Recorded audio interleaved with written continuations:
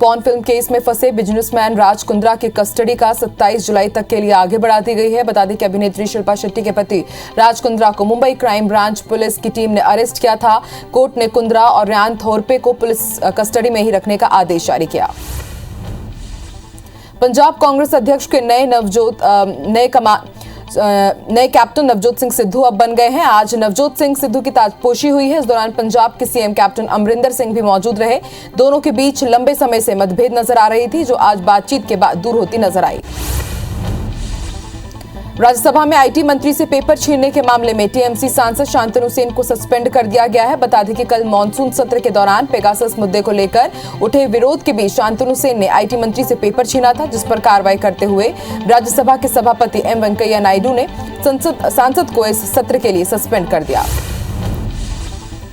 IT minister Ashwini वैष्णव ने कहा है कि टीएमसी की बंगाल में हिंसा की संस्कृति है और वो ही संस्कृति को संसद में लाने की कोशिश कर रहे हैं। तृणमूल कांग्रेस ने बंगाल में भाजपा के कार्यकर्ताओं पर जिस तरह से हिंसा की है, उसी संस्कृति को आज वो संसद में ला रहे हैं।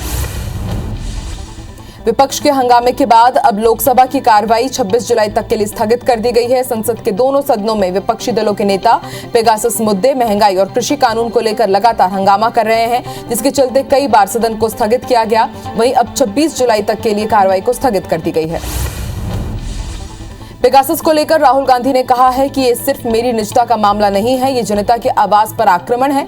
सुप्रीम कोर्ट और राफेल की जांच को रोकने के लिए भी पेगासस का इस्तेमाल किया गया। गृहमंत्री को इस्तीफा देना चाहिए और पीएम के खिलाफ भी न्यायिक जांच होनी चाहिए। पेगासस मुद्दे को लेकर राजधानी दिल्ली में कांग्रेस, डीएमके और शिवसेना के सांसदों ने विरोध प्रदर्शन किया। इस दौरान केंद्र सरकार पर हमला बोलते हुए कांग्रेस नेता मल्लिकार्जुन खड़गे ने कहा कि आईटी मंत्री ने सफाई नहीं दी है। पहले सदन में चर्चा होनी चाहिए, चर्चा के बाद अगर वो रिप्लाई देते उसको स्टेटमेंट कहते हैं। दिल्ली के बॉर्डर पर पिछले 8 महीने से जारी किसानों का आंदोलन फिर तेज हो गया है। गुरुवार को जंतर मंतर पर किसानों ने किसान संसद की शुरुआत की। इस दौरान 200 किसानों ने जंतर मंतर पर आंदोलन किया और तीनों कानूनों को वापस लेने की मांग की। आज किसान संसद का दूसरा दिन है। भारतीय किसान यूनियन के राष्ट्रीय प्रवक्ता राकेश टिकैत ने कहा है कि जब तक संसद का मॉनसून सत्र चलेगा, तभी तक किसानों की संसद भी बाहर चलेगी। किसान तभी वापस जाएंगे जब कृषि कानून को रद्द किया जाएगा। टिकैत ने कहा, अब सरकार की मर्जी है, वो जब चाहे बातचीत शुरू कर सकती है। शिरोमणि अकाली दल के नेता सुखबीर सिंह बादल ने कहा है कि शिरोमणि अकाली दल और बसपा का एक ही एजेंडा है कि किसानों की आवाज सुनी जाए और कानून वापस लिया जाए। जब तक ये कानून रद्द नहीं होते, हम दोनों पार्टी सदन के अंदर और बाहर लगातार प्रदर्शन करेंगे और करते रहेंगे। जम्मू कश्मीर में ड्रोन की गतिविधियां लगातार देखी जा रही है। जम्मू एयरपोर्ट में ड्रोन से हुए हमले के बाद सेना अलर्ट पर है। वहीं आज जम्मू कश्मीर के कचानक इलाके में एक ड्रोन देखा गया, जिसे सुरक्षा बलों ने मार गिराया है। ड्रोन में विस्फोटक सामग्री भी रखी गई थी, जिसे सुरक्षा बलों ने बरामद किया। जम्मू कश्मीर के बारामूला जिले के सोपोर में गुरुवार रात से जारी एनकाउंटर में 2 आतंकवादी मारे गए हैं। वारपोरा इलाके में मुठभेड़ के बाद सर्च ऑपरेशन चलाया जा रहा है। पुलिस के मुताबिक एक टॉप आतंकवादी कमांडर एक अन्य आतंकी के साथ वारपोरा गांव के एक घर में मौजूद था। 1 साल की देरी के बाद टोक्यो ओलंपिक की शुरुआत आज से होने जा रही है। इस बार टोक्यो ओलंपिक में 205 देशों के 11,000 एथलीट हिस्सा ले रहे हैं। इस बार भारत 85 मेडल इवेंट्स के लिए भिड़ेगा। टोक्यो ओलंपिक से पहले खेल मंत्री अनुराग ठाकुर ने भी खिलाड़ियों का हौसला बढ़ाया। टोक्यो ओलंपिक में इस बार सबसे ज्यादा उम्मीद भारतीय तीरंदाजों आतानु और दीपिका की जोड़ी से है। रैंकिंग राउंड के साथ भारत ने अभियान की शुरुआत की। दीपिका कुमारी ने रैंकिंग राउंड में 9वां स्थान हासिल किया है। इसी के आधार पर उनका ड्रॉ तय होगा। टोक्यो ओलंपिक को लेकर देश के राष्ट्रपति रामनाथ कोविंद ने ट्वीट किया कि पूरे देश की आशाएं और प्रार्थनाएं भारतीय दल के साथ है। सभी भारतीयों की ओर से आप सभी को शुभकामनाएं देता हूं। मुझे विश्वास है आप सभी उत्कृष्ट प्रदर्शन करेंगे, ख्याति प्राप्त करेंगे और हमारे देश को गौरवान्वित करेंगे। प्रधानमंत्री नरेंद्र मोदी ने भी टोक्यो ओलंपिक के लिए शुभकामनाएं दी है। उन्होंने ट्वीट किया, हम दुनिया के सर्वश्रेष्ठ खिलाड़ियों के अविश्वसनीय प्रदर्शन के सीजन का प्रतीक्षा कर रहे हैं। पीएम ने इसके पहले भी खिलाड़ियों से बात कर उनका हौसला बढ़ाया था। भारत और श्रीलंका के बीच तीसरा और आखिरी वनडे मैच आज कोलंबो में खेला जाएगा। ये मुकाबला दोपहर 3 बजे से शुरू होगा। भारत ने श्रीलंका के खिलाफ 2-0 की अजय बढ़त ले ली है। अब भारत की नजर वनडे सीरीज को क्लीन स्वीप करने की है। टीम इंडिया के युवा खिलाड़ियों ने शुरुआत के 2 मैचों में बेहतरीन पारी खेली। महाराष्ट्र में बारिश के बाद अब बाढ़ का कहर जारी है। महाराष्ट्र के 6 से ज्यादा जिलों में बारिश के चलते तबाही मच गई है। राज्य के कोंकण क्षेत्र में पिछले कुछ दिनों से हो रही बारिश के कारण रत्नागिरी और रायगढ़ जिलों में कोहराम मचा हुआ है। इसके साथ ही ठाणे, कोल्हापुर, अकोला और मुंबई में भी बारिश के चलते भारी नुकसान हुआ है। भारत के साथ सीमा पर चल रहे तनाव के बीच चीन के राष्ट्रपति ने तिब्बत का दौरा किया। सत्ता संभालने के 1 दशक बाद पहली बार उन्होंने तिब्बत का दौरा किया। राष्ट्रपति ने भारत के अरुणाचल प्रदेश राज्य से सटे चीन के शहर का दौरा कर हालात का जायजा लिया। साथ ही ब्रह्मपुत्र नदी पर बन रहे बांध की भी उन्होंने निरीक्षण किया।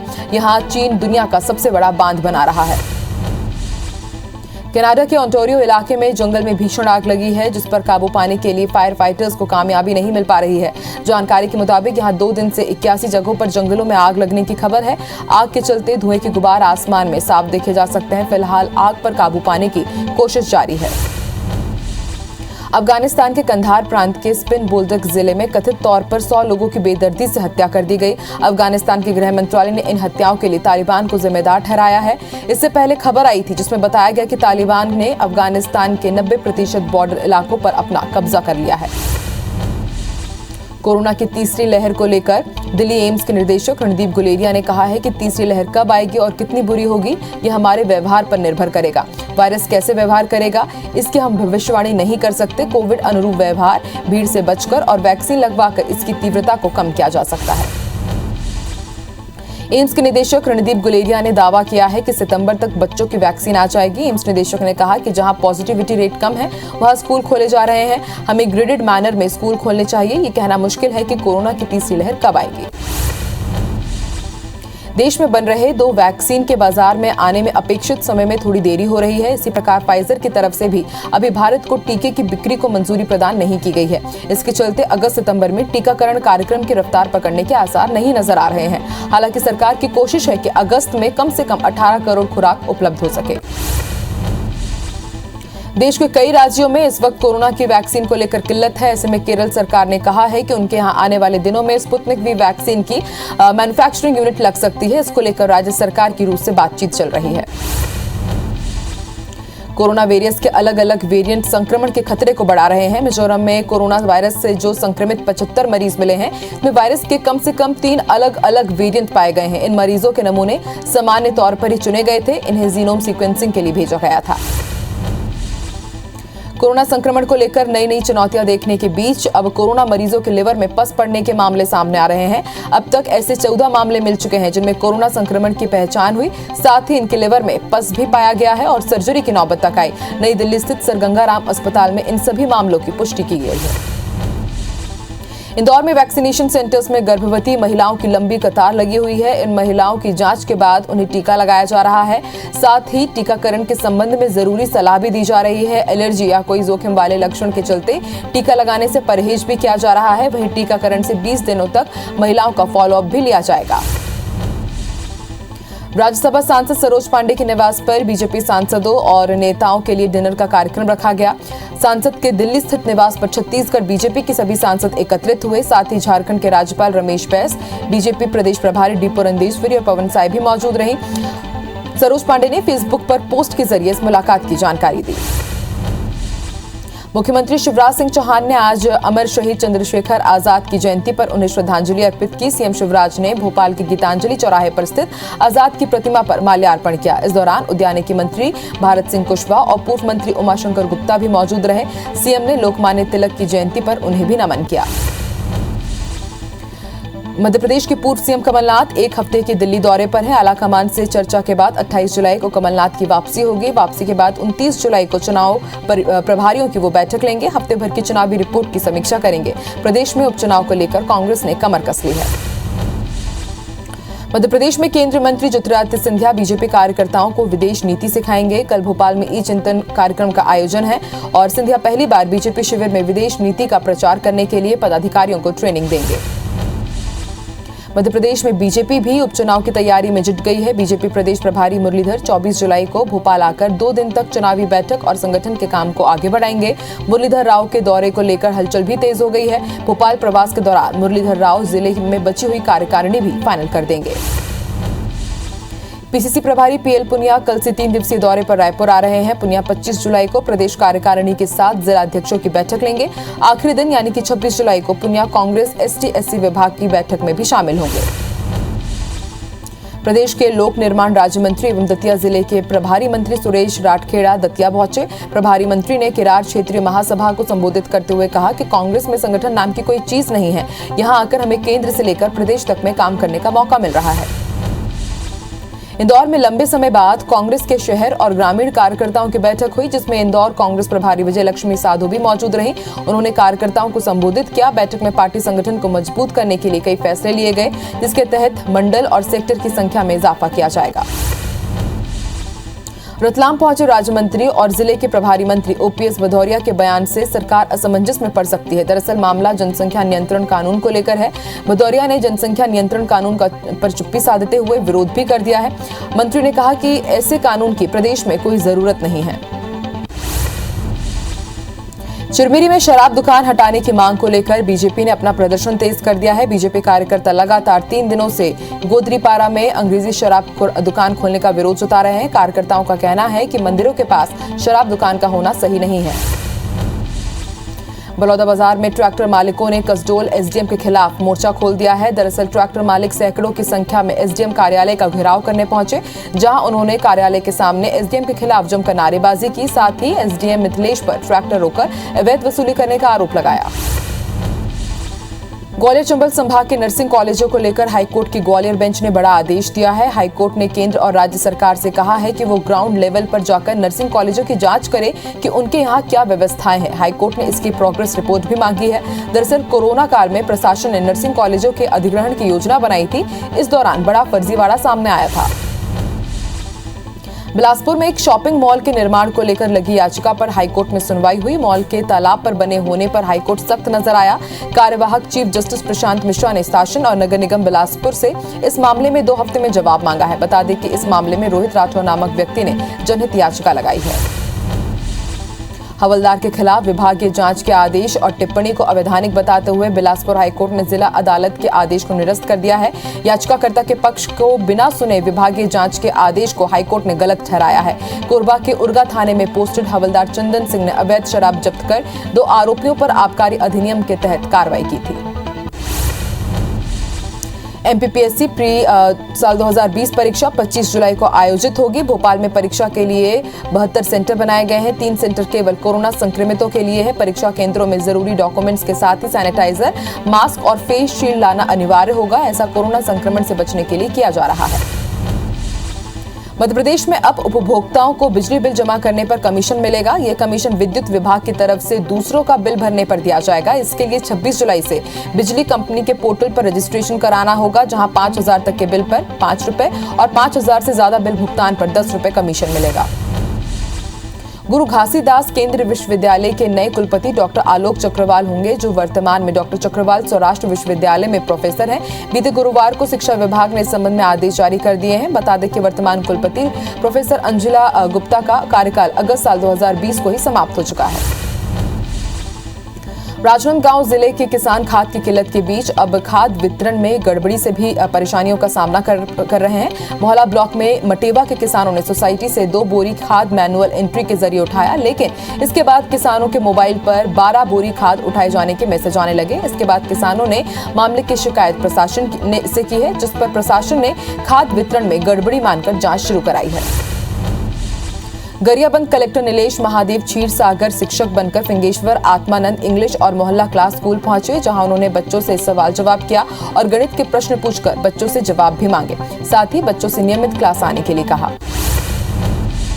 कांकेर में आज सुबह वॉक में निकले 16 से 17 साल के 4 बच्चों को तेज रफ्तार ट्रक ने कुचल दिया, जिससे चारों की मौके पर ही मौत हो गई। हादसे के बाद गुस्साए लोगों ने रोड जाम कर दिया और इसी बीच उसी मौके पर ही एक और युवक की बस से कुचलकर मौत हो गई। ये दर्दनाक हादसा कांकेर के भानु प्रतापपुर जाने वाली सड़क पर देवरी गांव के पास हुआ। बेमेतरा में एक युवक ने दोस्त की चाकू मारकर हत्या कर दी। मृतक के पेट और गले पर धारदार हथियार से कई बार वार किया गया। मामला थाने खमरहाई इलाके का बताया जा रहा है। फिलहाल अभी हत्या की वजह का पता नहीं चल पाया है। वहीं पुलिस ने मामला दर्ज कर लिया है। आरोपी की तलाश शुरू कर दी गई है। भिंड के इमलिया में तालाब में डूबने से 2 बच्चों की मौत हो गई। सड़क निर्माण के लिए बड़ा गड्ढा बनाया गया था। बारिश की वजह से ये गड्ढा तालाब में तब्दील हो गया था। इसी तालाब में 12 साल के अंकुश और 13 साल के अभिषेक की डूबने से मौत हो गई। गोताखोरों की मदद से दोनों बच्चों की लाश निकाली गई। रिश्तेदार की हत्या कर गुपचुप तरीके से लाश शमशान में जलाने के मामले में पुलिस ने 2 और आरोपियों को गिरफ्तार किया है। अब तक इस मामले में कुल 5 लोग पकड़े जा चुके हैं। आरोपी वेद करण साहू ने अपने जीजा के साथ मिलकर खमतराई निवासी कमलेश साहू की गला दबाकर हत्या कर दी थी। लाश को ठिकाने लगाने की सूचना पुलिस को मिली और उसके बाद पुलिस ने मामले का खुलासा किया। खरगोन के खलगांव में वैक्सीनेशन के दौरान हंगामा हो गया। वैक्सीनेशन के दौरान महिलाओं में टोकन को लेकर भारी विवाद हुआ। महिलाओं के बीच मारपीट का वीडियो भी वायरल हो रहा है। भानुप्रतापपुर में बुजुर्ग की हत्या करने वाली आरोपी को पुलिस ने गिरफ्तार कर लिया है। पुलिस के मुताबिक आरोपी ने मामूली विवाद के चलते 3 जून को कन्हैया गावड़े की पत्थर मारकर हत्या कर दी थी। वहीं कांकेर एसपी के निर्देश पर पुलिस ने आरोपी को भिलाई से गिरफ्तार किया। जांजगीर चांपा की बिर्रा पुलिस ने करही गांव के सरपंच को घर में घुसकर महिला से छेड़छाड़ करने के मामले में गिरफ्तार किया है। आरोपी सरपंच का नाम जलप्रपात उर्फ डब्लू चौहान बताया जा रहा है। पुलिस के मुताबिक महिला ने थाने में आकर सरपंच के खिलाफ शिकायत दर्ज कराई थी।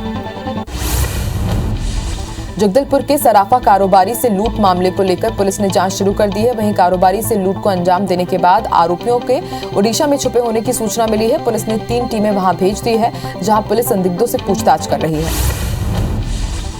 कटनी में सस्ते दाम में ऑक्सीमीटर दिलाने के नाम पर दवा व्यापारी से 3,63,000 की ठगी हुई है, जिसकी शिकायत पीड़ित मोहित ने माधवनगर थाने में की है। पुलिस के मुताबिक एफबी में सस्ते ऑक्सीमीटर का ऐड दिखाकर पीड़ित ने आरोपी से संपर्क किया था, जिसे पैसे लेने के बाद भी डिलीवरी नहीं दी गई।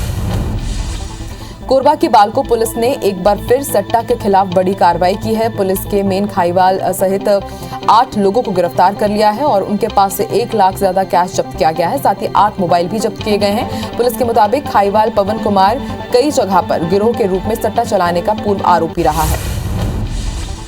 भोपाल में एक युवती से ब्लैकमेल करने का मामला सामने आया है। आरोपी ने पहले व्हाट्सएप पर हाई लिखकर भेजा और वीडियो कॉल करते हुए उसे अश्लील वीडियो में कन्वर्ट कर दिया और वायरल करने की धमकी देकर युवती से 5,000 रुपए लिए। वहीं डिमांड ज्यादा बढ़ने पर परेशान होकर युवती ने अशोका गार्डन थाने में शिकायत दर्ज कराई, जिस पर पुलिस ने आरोपी के खिलाफ मामला दर्ज कर उसकी तलाश शुरू कर दी है। कटनी के लमतारा रेलवे फाटक के ऊपर बने ब्रिज के दीवार के सपोर्ट में लगे सीमेंट के ब्लॉक चंद घंटों की बारिश की वजह से ढह गए, जिसकी खबर IBC 24 ने प्रमुखता से दिखाई। उसके बाद मौके पर पहुंचे मुड़वारा विधायक संदीप ने कलेक्टर को ब्रिज निर्माण करने वाली कंपनी और ठेकेदार पर FIR दर्ज करने के निर्देश दिए। पत्थल गांव में कुएं में हाथी और उसका बच्चा गिर गया। देर रात से कुएं में हाथी और उसका बच्चा फंसा रहा। वन अमले ने बड़ी मशक्कत के बाद दोनों को बाहर निकाला। जशपुर के कुनकुरी वन परिक्षेत्र के रिंगार घाट की घटना बताई जा रही है। पत्थल गांव के बासनतला गांव में 2 हाथियों के पहुंचने से गांव में दहशत का माहौल है। गांव में घुसे हाथियों पर वन विभाग नजर बनाए हुए है। नारायणपुर क्षेत्र के आसपास का ये मामला बताया जा रहा है। हाथियों ने खेतों में लगी फसल को भी नुकसान पहुंचाना शुरू कर दिया है। पेंड्रा के पसान में हाथियों का उत्पात जारी है। हाथियों ने ग्रामीणों के 3 मकान को नुकसान पहुंचाया, साथ ही किसानों के धान को भी वो खा गए। हाथियों ने मरवाही के मटियाडांड में भी घरों को नुकसान पहुंचाया है। बता दें कि पेंड्रा और आसपास के जिलों में लगातार हाथी उत्पात मचा रहे हैं।